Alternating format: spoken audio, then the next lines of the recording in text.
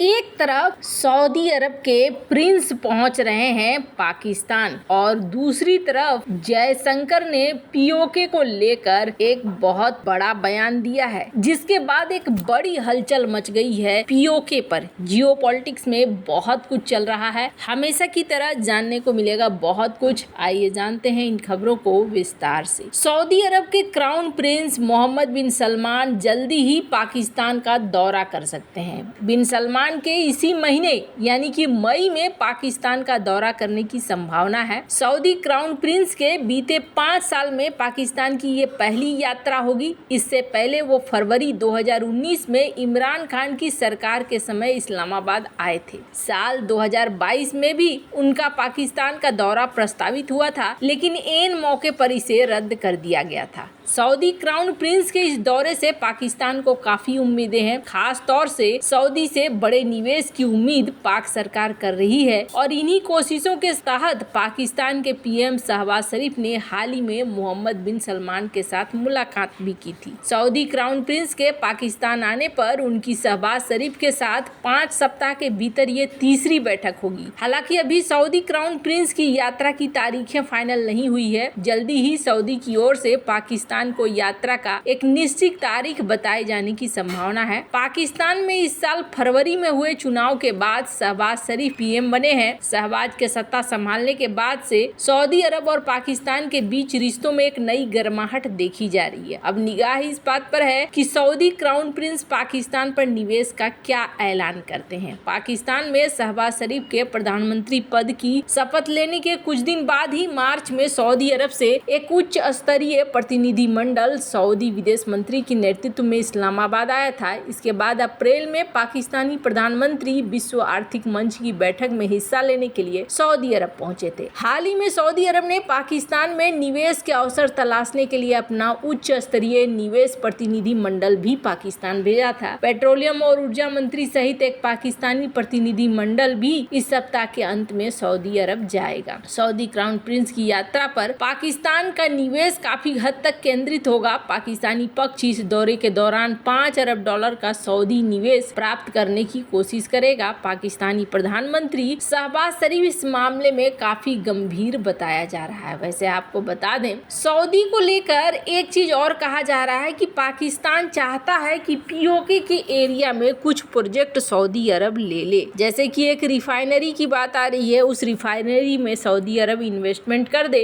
या फिर किसी और प्रोजेक्ट में यहाँ पर इन्वेस्टमेंट करे। हालांकि पाकिस्तान की नीयत में यह है कि सऊदी अरब आ जाएगा तो भारत के लिए पीओके को लेना आसान नहीं होगा। तो आपको बता दें, स्क्रीन पर एक आर्टिकल देख रहे हैं, क्या यूएई ने पीओके अक्साई चीन को भारत का हिस्सा रिकॉग्नाइज किया है। ये तब कहा गया जब भारत ने India middle east Europe economic corridor लाया था, तब उसका नक्शा यूएई ने कुछ इस तरीके का दिखलाया था। 2020 में इमरान खान को एक बहुत बड़ा झटका लगा था। G20 की मीटिंग से पहले सऊदी अरबिया ने पीओके को पाकिस्तान के मैप से हटा दिया था और इसे भारत का रीजन दिखलाया था और पाकिस्तानी गवर्नमेंट इस मामले में चुप रह गई थी, वो कुछ भी नहीं कर पाई थी। इसी चीज को लेकर डॉक्टर एस जयशंकर ने हाल फिलहाल में बयानबाजियां बहुत तेज हो गई है पीओके को लेकर। अगर राजनाथ सिंह की सुनेंगे तो वो ये कहते हैं कि देखिए, पीओके पे हमें बलपूर्वक कब्जा करने की कोई जरूरत नहीं है। यहाँ के लोग खुद चाहेंगे कि हम भारत में शामिल हो जाएं, क्योंकि कश्मीर में जिस तरीके से बदलाव आ रहा है, जिस तरीके से उद्योग वगैरह बढ़ रहे हैं, सुख शांति बढ़ रहा है, पीओके के लोग खुद ही चाहने लगेंगे। तो वहीं फारूक अब्दुल्ला का कहना है, स्क्रीन पर आप देख सकते हैं, कि पाकिस्तान ने चूड़ियां नहीं पहनी है। अगर पीओके पर कब्जा करने की कोशिश होती है तो इसका जवाब मिलेगा पाकिस्तान के तरफ से। अब एक तरफ तो ऐसा लगता है जैसे कि ये उन्हीं के तरफ से बोल रहे हो। खैर, अब जहाँ एक तरफ ये चीज है तो वहीं इन सब में सबसे ज्यादा बयान डॉक्टर एस जयशंकर का मायने करता है, क्योंकि ये विदेश मंत्री हैं और विदेश मंत्री होने का मतलब है विदेश मंत्री, रक्षा मंत्री, ये एक ऐसे पोजीशन होते हैं जिनके द्वारा कहे गए तथ्यों का बहुत ज्यादा मतलब निकलता है। स्क्रीन पर आप देख सकते हैं, सुन सकते हैं उनके वीडियोज को।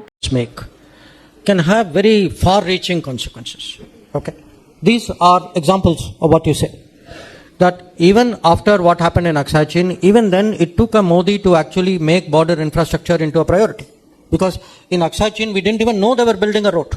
That was the extent of our limitations.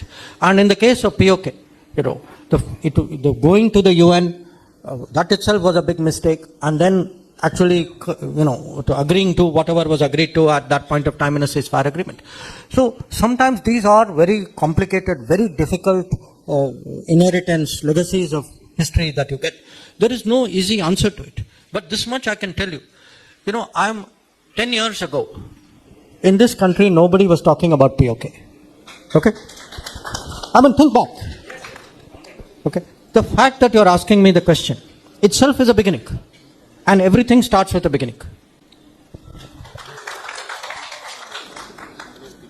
Thank you very much, sir, for an excellent, I'll say. पहली बात तो वो कि नेहरू के द्वारा यूएन में ले जाने को वो एक ऐतिहासिक भूल मानते हैं। तो वहीं दूसरी तरफ इस वीडियो में उन्होंने कहा है कि देखिए हमारे माइंड में ना ये बिठा दिया गया था कि पीओके अब हमारा नहीं है, लेकिन आज का सीन बदल गया है। आज का सीन ये है कि लोग जान चुके हैं और पीओके कल भी हमारा था, आज भी हमारा है और आगे भी हमारा ही रहेगा। भारत में एक प्रस्ताव है और इस प्रस्ताव के तहत पीओके को भारत का ही माना जाता है। इन्होंने कहा The biggest problem we had was Article 370.